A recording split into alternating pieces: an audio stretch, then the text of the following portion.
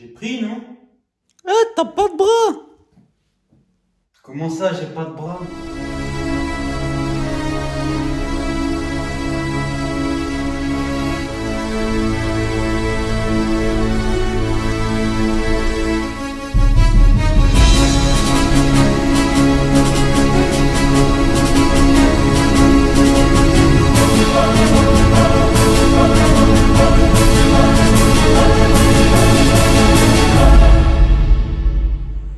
Yo l'équipe, j'espère que vous allez bien. On se retrouve aujourd'hui pour une nouvelle vidéo.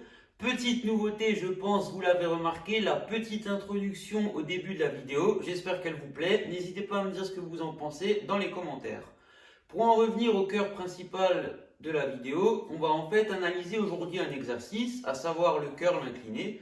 Je vais vous passer une vidéo où j'exécute l'exercice et on va ensuite le débriefer derrière. On va parler donc des muscles recrutés, de la mécanique de l'exercice et de la technique d'exécution. Donc ça va être un format assez complet sur un exercice bien particulier.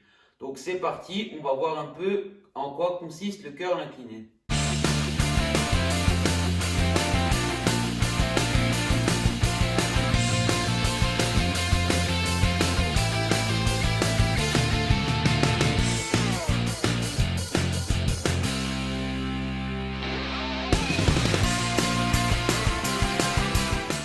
Voilà pour la vidéo démo. On va maintenant passer, comme je l'ai dit, au débrief.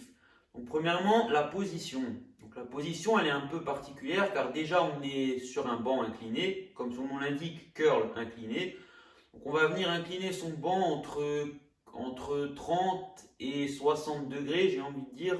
Moi en général, je le fais à 45 degrés, mais bon en fait, le fait est que plus le banc va être incliné, plus les biceps vont étirer, donc plus l'étirement sera grand, mais plus il y aura également un risque pour vos biceps en fait. Donc il faut savoir que plus un muscle est étiré, plus il a de chance en fait de péter. Donc attention à l'étirement du biceps.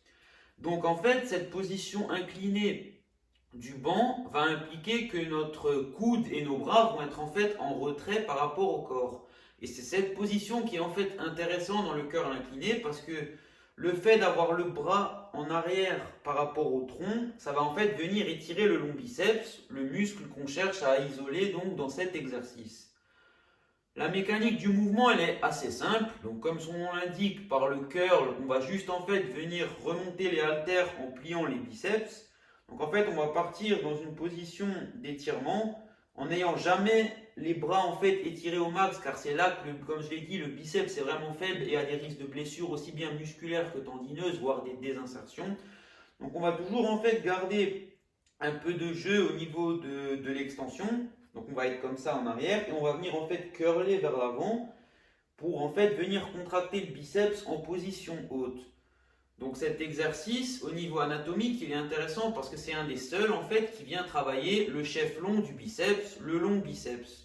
Et donc en fait ce chef long du biceps il se trouve sous le chef court du biceps. En fait le chef court du biceps c'est ce qui va donner le pic quand vous contractez et le chef long ça va être la portion en dessous qui va donner un peu plus de volume quand le biceps il est disons au repos ou plus à l'extension. Donc en fait dans une optique de bodybuilding, c'est hyper intéressant de travailler également son long biceps pour en fait avoir un volume au niveau des bras qui est forcément plus conséquent, vu que les biceps en étant plus développés, ils seront forcément plus volumineux, cela va de soi. Ensuite, le long biceps, c'est aussi intéressant de le travailler parce qu'en fait, il peut également rentrer en jeu dans des mouvements de poussée pour les pectoraux ou de tirage pour le dos. Et donc le renforcer, ça va permettre d'éviter également des lésions ou des blessures quand vous pratiquez ce type d'exercice. Voilà pourquoi, avec tous ces éléments, le curl incliné est un super exercice en fait pour le développement de vos bras et que je recommande fortement d'inclure dans vos routines.